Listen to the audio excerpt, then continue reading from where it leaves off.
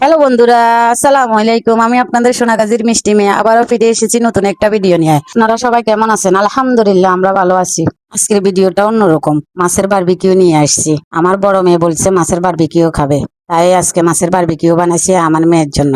আমার মেয়ে বলে যে কি আম্মু, তুমি আমাকে মাছের বারবিকিউ করে দাও, আমি তোমার সব কাজ করে দেবো।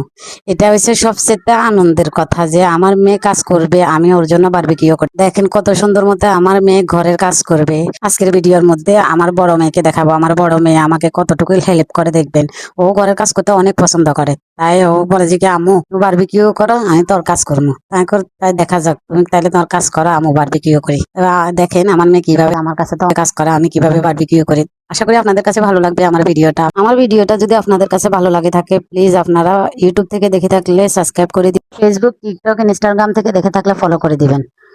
দেখেন আমার বড় মেয়ে কত সুন্দর করে কাজ করতেছে। আমার মেয়েটাই সবাই মাশাআল্লাহ বলে যাবেন আমার মেয়েকে।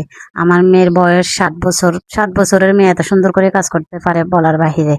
দেখেন আপনাদের কাছে কেমন লাগে জানি না, আমার মেয়ে কাজ করছে, আমার কাছে তো অনেক ভালো লাগবে। আমার কাছে মনে হবে যে আমার মেয়েটা ছোটবেলা থেকে অনেক শান্ত স্বভাব, আমাকে কখনো জ্বালায় নাই। অনেক ভালো লাগে আমার মেয়েটাকে। আমার দুইটা মেয়ে, দোনোটা মেয়ে মাশাআল্লাহ অনেক ভালো, শান্ত সভ্য। পৃথিবীর সবচেয়ে লাকি মা আমি যে এরকম একটা মেয়ে পেয়েছি। আমার মেয়ে কত সুন্দর করে কাজ করতেছে।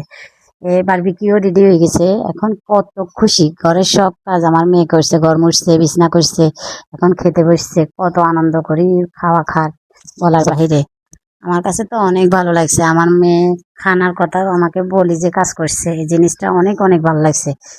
ও অনেক আমার মেয়ে আবার খানাতে একটু দুর্বল, কিন্তু সবসময় আবদার করে না। হঠাৎ করে আবদার করছে মাছের বারবিকিউ খাবে। সবাই আমার মেয়ের জন্য দোয়া করবেন, আমার মেয়ে মাশাআল্লাহ বলে যাবেন।